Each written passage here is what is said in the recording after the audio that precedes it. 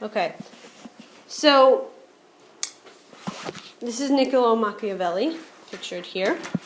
The subject of the piece, The Prince is a book, is how to become a ruler. So it's advice for ruling in Renaissance Italy. As you can see on the handout there, this right here. So on the handout here, you can see the title, the author, and the date. So this was written in 1513. The subject matter of the piece is how to become a ruler, how to control your nobles, that's always a problem for rulers, how to suppress revolt, so that's another problem, revolt from above, and how to build a military. So this is the goal that he has in this piece, The Prince. So the speaker is Niccolo Machiavelli. What do we know about him? He's Italian. How is that going to affect the source? Well, we know at this time that the political form of Italy is city-states, and they're competing city-states. There's different princes of each city-state, and so there's a lot of competition in that region. That affects the source because he's writing a piece on how to be a good ruler and how to build up a military, because he's writing at a time period and in a place where that kind of competition and military conflict is prevalent. He's a Florentine, and he is a diplomat, so his profession is a diplomat. That explains also why his source is about interstate relationships, because that's his profession. He's also exiled from Florence, and that affects the source as well, because he dedicates this piece to, I'll go to the audience, he actually dedicates this piece to Lorenzo de' Medici, who is the ruler of Florence at the time. He may be writing this as a way to get himself admitted back into Florence. So the fact that he's exiled may also be affecting the content of the source. What is the occasion? Well, the context for this source is the Renaissance, and we know that the Renaissance had a big ideological focus on humanism and on the power of the individual. So the ambitions of the individual, how to become a good ruler, that kind of focus on an individual's pursuits in politics is also reminiscent and is affected by the historical context of the Renaissance and Renaissance humanism. We also know that the Renaissance has to do with secularism.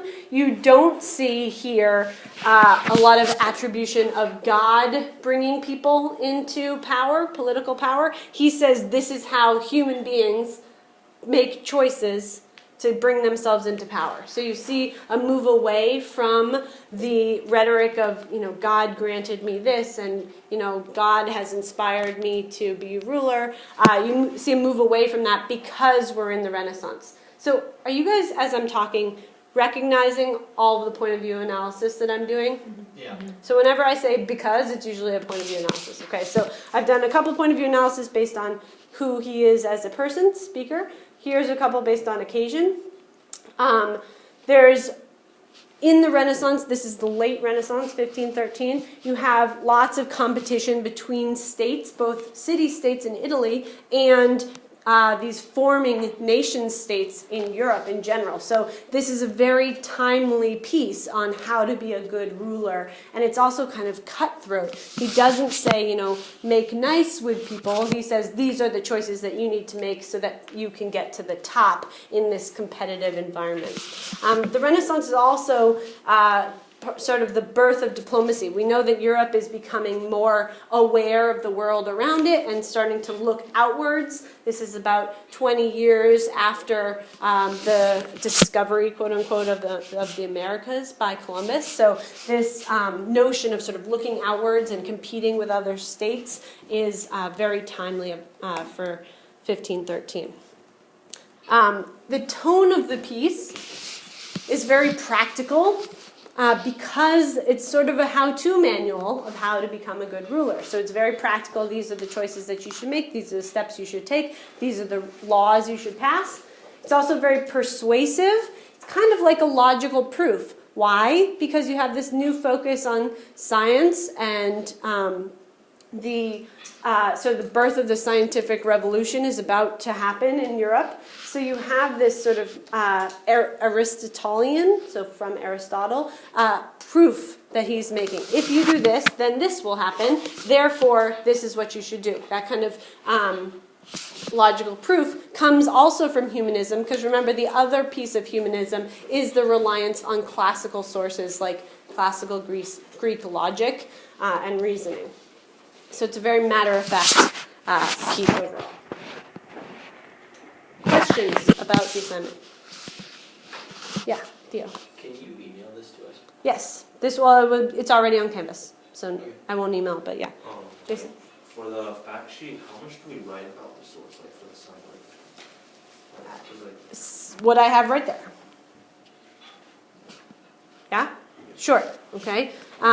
You can give a little summary, probably more than I did. You should probably give a little summary to your audience before you sort of enter into it. But my subject slide kind of does the summary.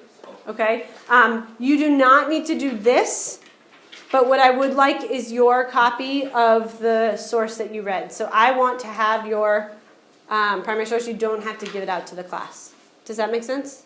So you want the one that we... Yeah, the one you've highlighted and marked up. Please submit that with your handout to me. Make sure you print out me a handout. There are 12 kids in the class plus me and Miss Sun. So. And do we include the key quotes and AP row connections in the actual PowerPoint, or just on?